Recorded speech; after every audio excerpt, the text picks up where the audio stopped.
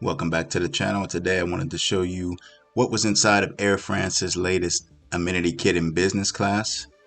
So this is an amenity kit that I got on my recent flight on Air France with their new business class with the doors. So let's take a look inside here. So there's the pouch.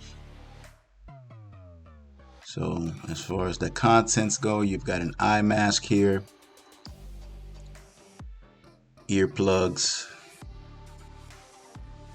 You've got Clarins lotion and Clarins lip balm.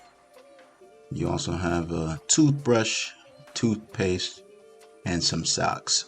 So fairly basic amenity kit as far as the contents go inside of it, but just thought I would share with you what you could expect on your next business class flight with Air France and the amenity kit that's offered. As always, I do appreciate you watching. Please hit the like button, subscribe to the channel if you haven't already, and share this with a friend. Thank you.